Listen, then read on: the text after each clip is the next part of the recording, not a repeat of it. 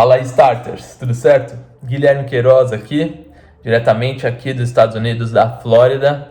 E essa semana a gente vai falar sobre LGPD. Mais especificamente, vamos falar sobre DPO, beleza? Então, antes da gente começar falando sobre DPO, eu quero que você já deixe esse like aqui no nosso vídeo. Se ainda não se inscreveu no nosso canal, já se inscreve aí também, porque dessa forma você ajuda o vídeo a alcançar mais pessoas, para esse vídeo chegar para mais gente, beleza? Então vamos lá, vamos falar sobre DPO. Então, a posição de DPO, galera, ela existe através da LGPD. A LGPD, que é a Lei Geral de Proteção de Dados, que vamos dizer assim que é a GDPR Tupiniquim aqui pro Brasil, né?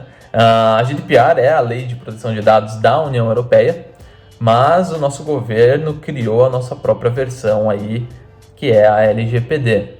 E em que momento, em qual situação é necessário a existência do DPO na sua empresa ou se você vai contratar alguma empresa? É importante você saber disso. Então, a LGPD fala que todas as empresas que decidirem, controlar, acessar, ter informações pessoais dos brasileiros precisam seguir as normas da LGPD. Então quer dizer que quem precisa ter um DPO é realmente toda empresa que for armazenar e lidar com informações pessoais. A partir do momento que você solicita informações dos usuários, como informações como CPF, por exemplo, a partir desse momento você já se coloca como uma empresa que necessita ter um DPO. Mas o que é um DPO? DPO é a sigla para Data Protection Officer. Isso é a posição de uma pessoa. O DPO não é um departamento, não é uma galera que você vai escolher para ser o DPO da sua empresa. Na verdade, o DPO é claro, a LGPD é clara em falar que ela precisa ser um indivíduo que seja indicado, que seja notificada à Agência Nacional de Proteção de Dados, que é a agência que vai fiscalizar a LGPD, para ser esse contato direto em caso de vazamento, em caso de problemas, em caso até de fiscalização por parte da agência, precisa ter essa pessoa responsável. Então vamos lá. O DPO, então, a gente já falou que é o Data Protection Officer. Precisa ser uma única pessoa. E quais são as responsabilidades desse cara? Primeiro que esse cara precisa ser o ponto de comunicação central em direção à Agência Nacional de Proteção de Dados e também a outras empresas de dados. Então, qualquer notificação que seja relevante à parte de dados, esse cara que tem que ter ele cadastrado já para ser o responsável. É importante a gente saber que dentro das responsabilidades do DPO, eu separei em 3 aqui. A primeira é a de monitoramento. O DPO ele não é só ser contratado e ser uma posição, Ele precisa realmente ter o monitoramento e acompanhamento da implementação do compliance de todos os guidelines que a LGPD pode trazer para a empresa. Então ele precisa manter esse monitoramento. Essa é a primeira responsabilidade de um DPO. A segunda que eu separei é o compliance.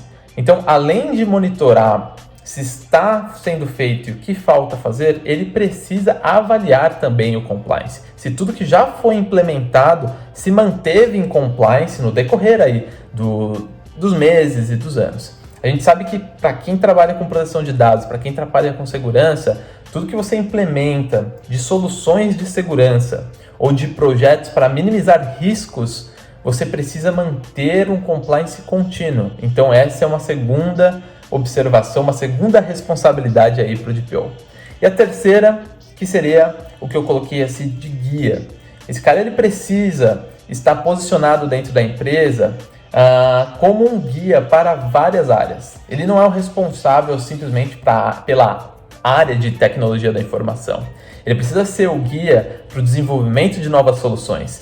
E todas essas novas soluções devem passar pelo crivo do DPO, para ele realmente avaliar se isso vai afetar toda a parte de compliance e monitoramento que ele já vem exercendo em todas as outras áreas. Então, colocaria essas 3 grandes responsabilidades aí para o DPO.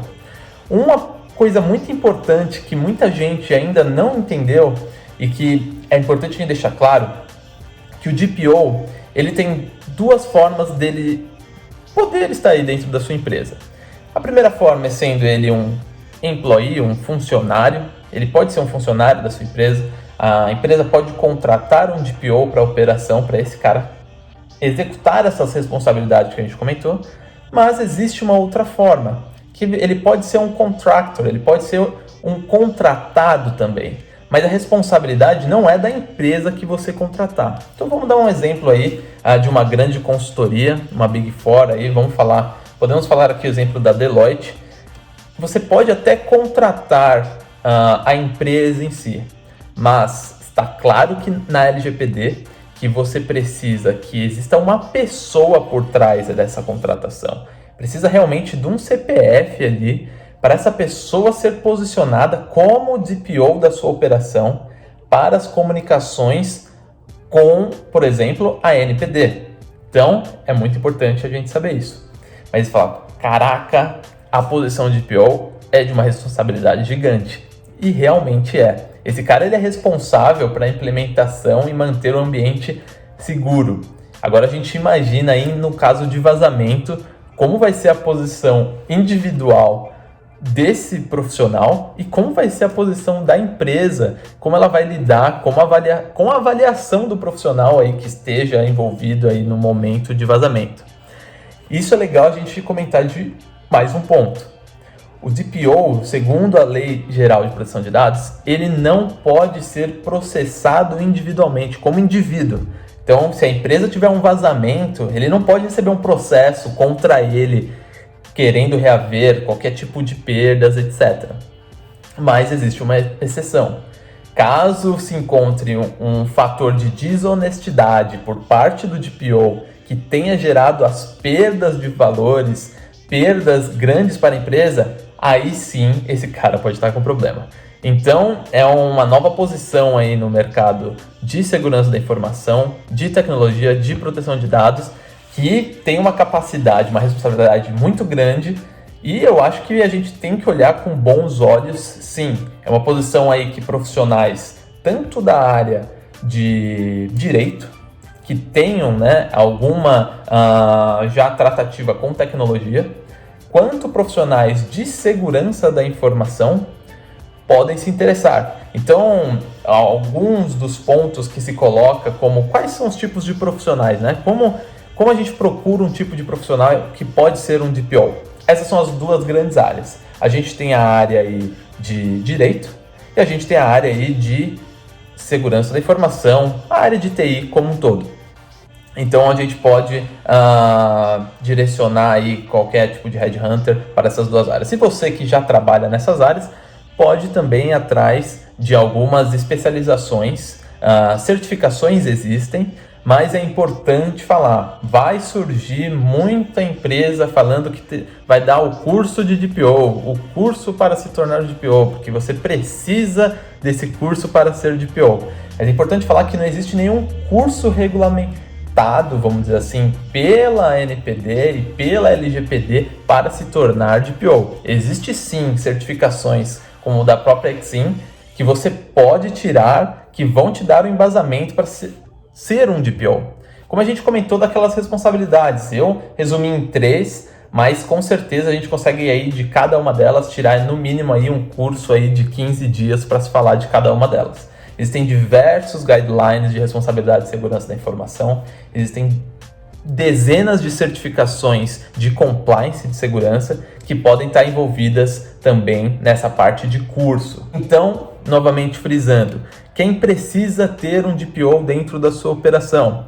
Qualquer empresa que tome a decisão de armazenar ou lidar, gerenciar dados e informações pessoais dos brasileiros, como CPF, por exemplo, precisa sim ter um DPO. Ele pode ser um funcionário ou pode ser um contratado. Então, é isso aí. E as multas continuam existindo. Claro, podem ser avaliadas pela Agência Nacional de Proteção de Dados, podem ter aí exceções para essas multas, mas isso já começa a valer já, pessoal.